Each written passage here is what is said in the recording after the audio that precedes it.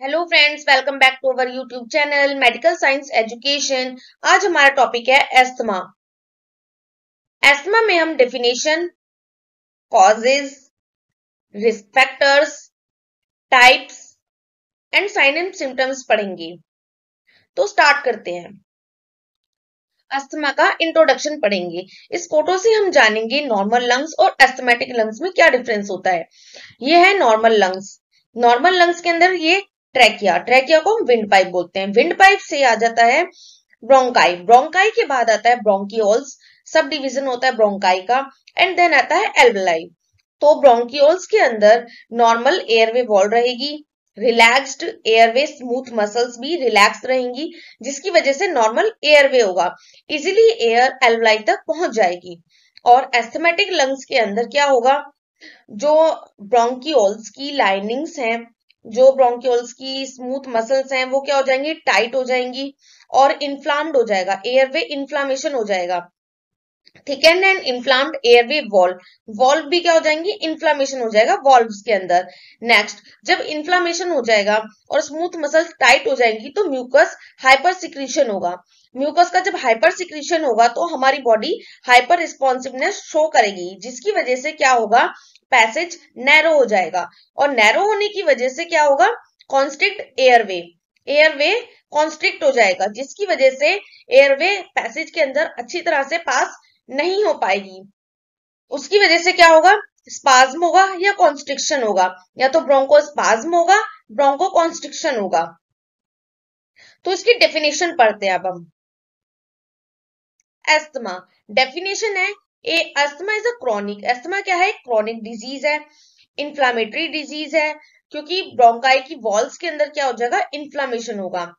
Caused by an allergic response, किसी भी allergic response की वजह से ब्रोंकाई के अंदर इन्फ्लामेशन हो जाना, resulting in the reversible narrowing of airway due to bronchospasm and bronchoconstriction. तो क्या हो जाएगा, एयरवे के अंदर ब्रोंकोस्पाज्म हो जाएगा या ब्रोंकोकॉन्स्ट्रिक्शन होगा, क्योंकि एयरवे क्या हो गया है, एयरवे का पैसेज जो है वो नैरो हो गया है, कंजेशन होगा उसके अंदर, and thickening of wall of bronchi, और ब्रोंकाई की वॉल्व क्या हो जाएंगी, थिक हो जाएंगी। ब्रोंकाई की वॉल के अंदर क्या एक्यूमुलेट हो जाएगा, accumulation of mucus, mucus accumulate हो जाएगा, जिसकी वजह से पैसेज जो है वो नैरो हो जाएगा। नैरो होने की वजह से क्या होगा, अस्थमैटिक अटैक आएगा, जिसे हम बोल सकते हैं अस्थमैटिक अटैक। कॉजेस पढ़ते हैं। कॉजेस क्या होंगे, इन्वायरमेंटल फैक्टर एक कॉज है। इन्वायरमेंटल फैक्टर के अंदर change the temperature, mostly cold air, अगर टेम्परेचर चेंज होगा मोस्टली कोल्ड एयर में ऐसा हो सकता है। Change the humidity, humidity change होने की वजह से, जैसे कि ड्राई एयर, उसके अंदर ऐसा हो सकता है। सेकंड कॉज है एटमॉस्फेरिक पॉल्यूटेंट। एटमॉस्फेरिक पॉल्यूटेंट में cigarette, industrial smoke, ozone, sulphur dioxide, कोई भी गैस इसके अंदर आ सकती है जो प्रॉब्लम क्रिएट करती है, जैसे कि सिगरेट का स्मोक हो गया, इंडस्ट्रियल स्मोक हो गया, ओजोन हो गई या सल्फर डाइऑक्साइड। थर्ड कॉजेज है एलर्जन इनहेलेशन।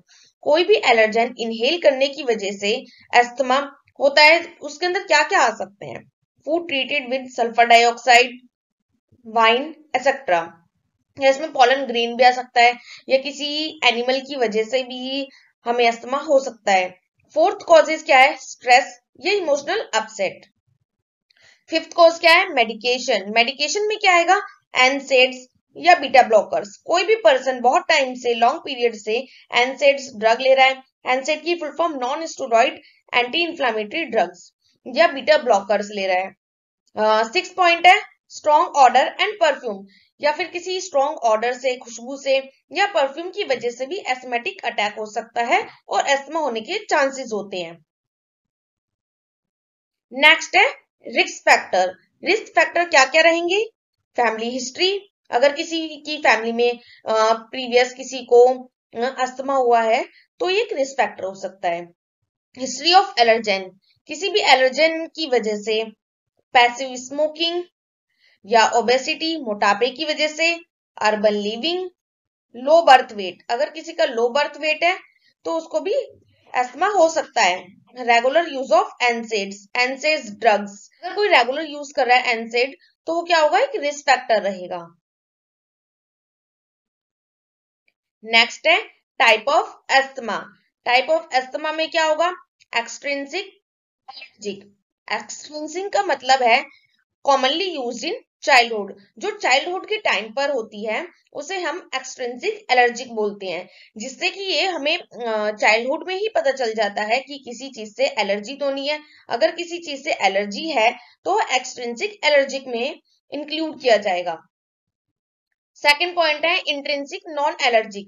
इंट्रिंसिक मतलब इंट्रिंसिक नॉन एलर्जिक का मतलब है commonly occur about 35 years as.